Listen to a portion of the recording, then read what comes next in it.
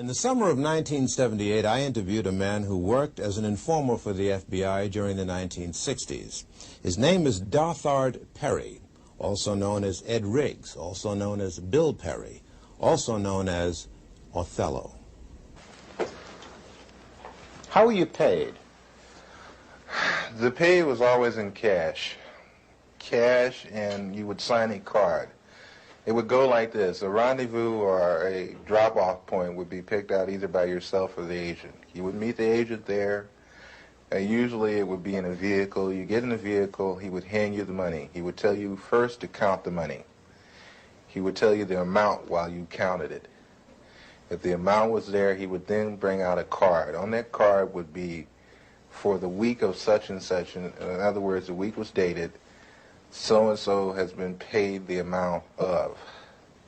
Then you would sign the card, and then the agent would sign the card. The reason for this is that if all of a sudden the IRS became very interested about where you were getting all this extra money from, you could always tell them to go back to the Bureau, and the Bureau would have your cards on file.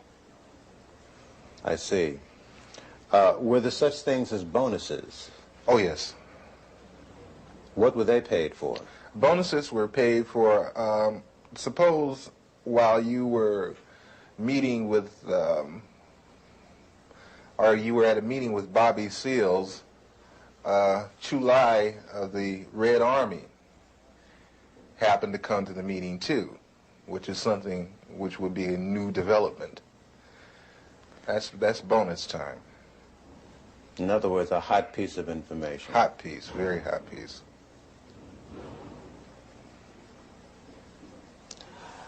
Did you ever suffer pangs of conscience? Quite a few times. Quite a few times. I still suffer pains of conscience. I suffer from the fact that a lot of people trusted me, and I misused that trust. I suffer from the fact that a lot of information that I gave out was the undoing of certain groups or certain people. I suffer from the fact that I'm on the run constantly. I have no real life to speak of. You have no family life, really? You have a wife? No, I don't have a wife. I do have a child. I can't see her that often. I have to stay away from them because once I come around, the Bureau shows up and harassment starts. I have very few close personal friends, no one to really confide in. It's like being on the outside of a glass jar and everything is happening inside the jar, but you're on the outside. You can see it happening, but you can't participate. Why have you decided to talk to me? For the simple reason, I think this information should be getting out, should be put out to the public. I think not only black people, but everyone should become aware of what your so-called law enforcement agencies do to so-called enforce the law. Because between you, myself, and the audience, I've seen more felons in law enforcement than I have in prison. Many would say, well, look, you yourself just got through saying that the DLA was involved in criminal activity. What's wrong with wanting to put them in prison? How would you answer them? I would answer them this way. First off, we have to understand why they did what they did. But I'm not even going to go off into that psychological hoo-ha. What I'm going to say is when you become just as bad as the people that you go after, then there's nothing gained and a whole lot lost. You also were active in the infiltration of many cultural groups. Before we go into that step by step, how much research and study did the FBI engage in of black culture in the late 60s? A great amount. Give me an idea.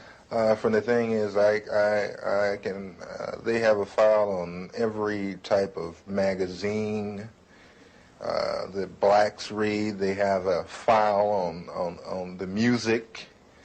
Music, dance, theater, actors, comedians, you name it, man.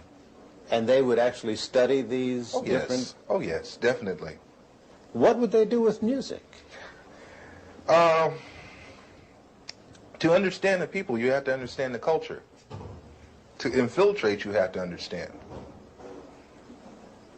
You had a lot of so-called white liberals that were infiltrating the so-called black groups using the information that they had gathered from the studies of blacks. You mean just to understand the behavior pattern of our people? Oh, yeah, I can, Will Heaton could name out some jams of Miles Davis that I hadn't even heard of. He could name off some books that I hadn't even read pertaining to black culture. Do you ever see agents actually studying the music of... Yes. I've seen them going over even video portion of cultural events. The understanding, like when, you have an organization like Leroy Jones' Black House. You remember that? Okay, Leroy Jones's place, which was done on the thing of tribalism. That's where I first heard the word Kintu, Mantu, Huntu, Hentu. These words of the African continuum. I learned that from an agent. He ran it down to me. They make in-depth studies of the personalities of the people they're dealing with too, culturally.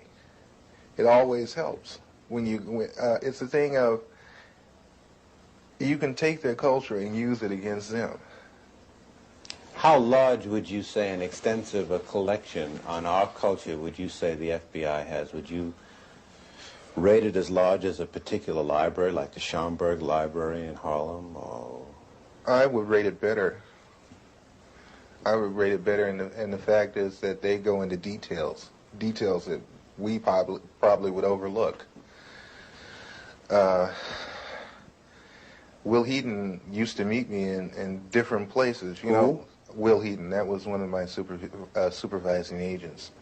There is a certain bar in the Los Angeles area where people into black cultural things met, and Will Heaton used to meet me there.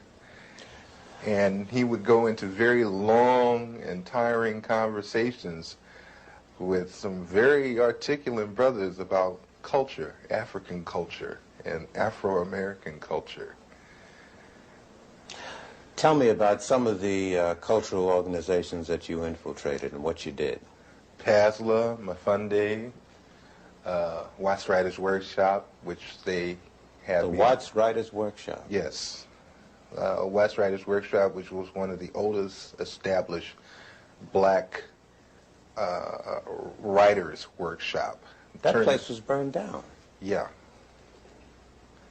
The Bureau had it burnt down. How do you know that? I know because I participated. I did the arson. You burned down the Watts Writers Workshop? Yes. Why did they want it to go? At the time, funding had been cut to the workshop, had been cut out, but it looked like there was a possibility of a grant being given back to the workshop. And if there was no theater, there would be no grant. How did you do it? 2 cans of kerosene, Purex bottle, gasoline, and a flare, highway flare. Why didn't you use more sophisticated stuff? Oh, no.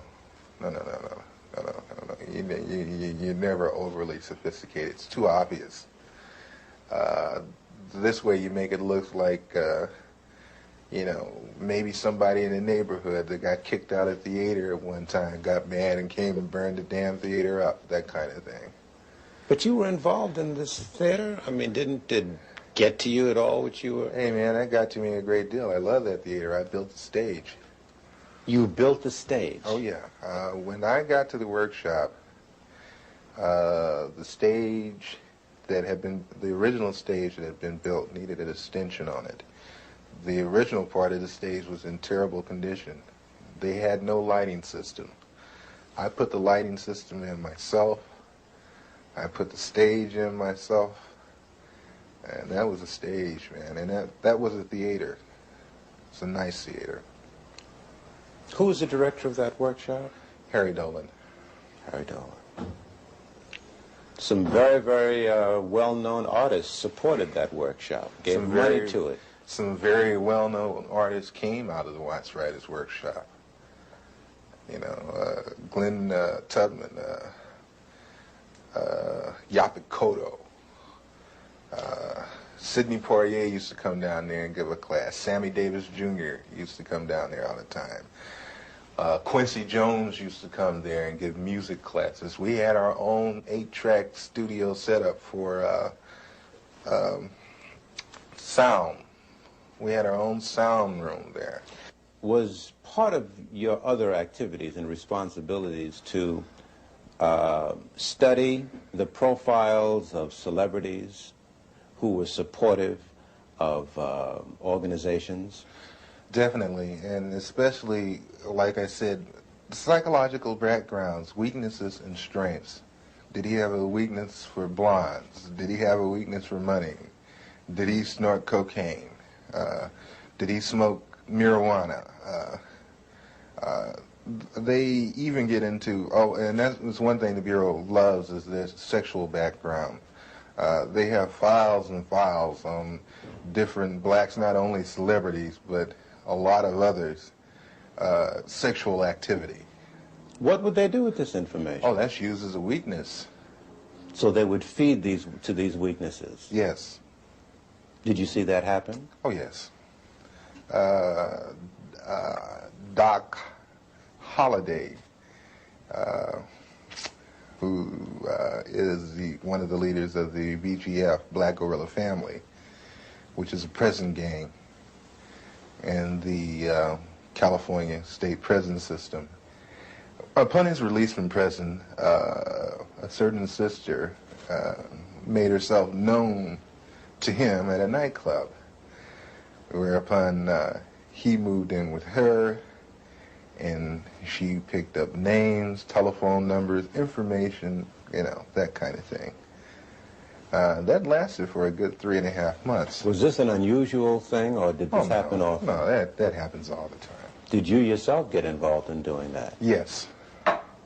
Give me an example. There was a gentleman that was on trial in Los Angeles that belonged to the BLA that had been busted in a southern state for a bank robbery, but was brought with 2 other people to Los Angeles to stand trial for the machine gunning of a police officer in Los Angeles.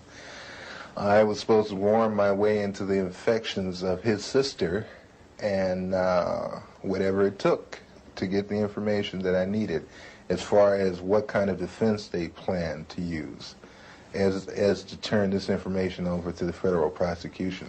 Did you do it? I got the information, and thank God I didn't have to go through with the actual thing of sexual activity. What do you mean, thank God? The sister was rather unappealing. How did you justify to the organizations in which you had infiltrated yourself that you were living on an $800 a week stipend or on an $800 a week standard of living when most of them were living hand to mouth? Well, hey, brother, you know, I'm hustling, you know. I mean, hey, man, you know, sell a little of this on the side, a little of that on the side. You know, I get over, you know, that kind of thing. In other words, ain't nobody's business but mine where I get the money. So, you know, everybody took it for granted that I was possibly doing a little dealing on the side. That kind of thing. Then also, everybody liked me for the simple reason that I would do things that I didn't have to do. I would go out of my way. You know, like Mafunde would have a pageant and they needed someone to do the sound setup for him, and I'd say, of course, I'll do it for you. You know, that kind of thing. I was very well liked at one time in the community. Would you say to American citizens that this situation of surveillance and infiltration continues to this day? Oh, yes. On the dimension that you experienced? Probably much larger by now. Larger? Oh, yeah. Let me put it to you like this. Each year, everything gradually escalated up more and more. So I figured when I left, it didn't stop escalating. As they say, one monkey does not stop anybody's show. You mentioned Sammy Davis Jr., who at one time, it was reported, gave money to the Black Panther Party, I believe. Were you ever assigned to look into that? Yes, I was told to try to get as close to Mr. Davis or to anyone in his office as I could. I used to go up and have real chit-chat, chummy conversation with his personal secretary, Ann, at the 9000 building on Sunset. And I used to bring a Portapac video camera, and I used to go around and I would videotape the whole office. You mean celebrities would be coming into his office and you'd film them freely? Oh, yeah. Didn't they question that? I'm from the Ross Writers Workshop. Yeah, right on, brother, you know, that kind of thing. No questions asked. Same thing with the NAACP Image Awards. You know, they were very interested in people like Sammy Davis Jr. There was another black in Los Angeles that they were very interested in because, not Los Angeles, but in Sacramento, Nathaniel Colley, who's attorney for the NAACP. And I know Nat.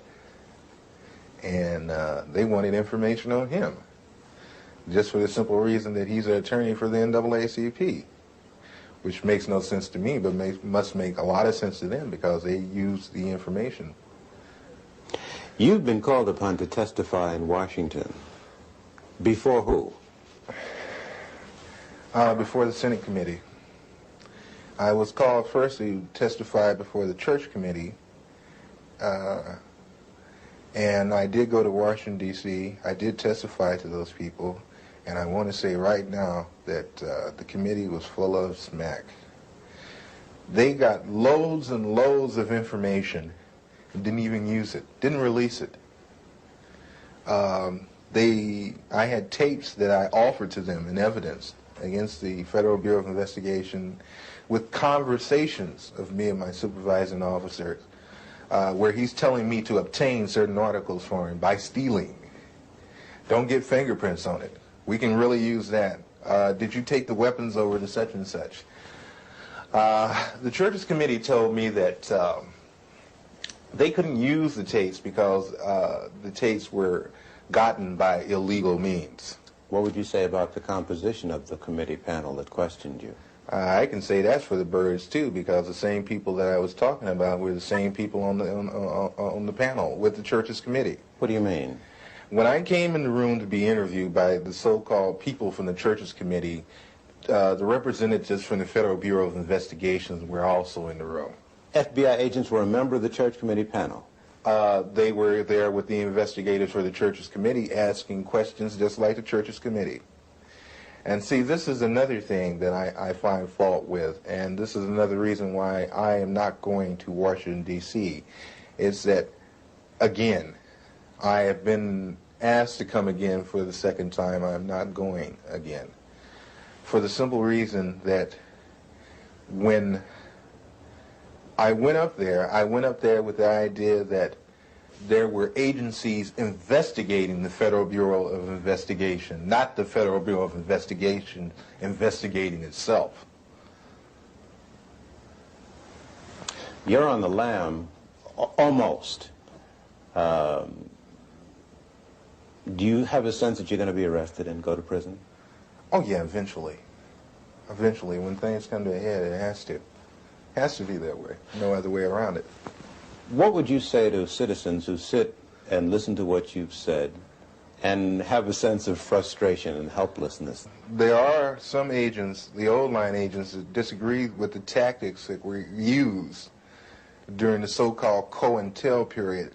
But one thing I don't want us to jump off of is that people always talk about, they're talking about COINTEL now so heavily.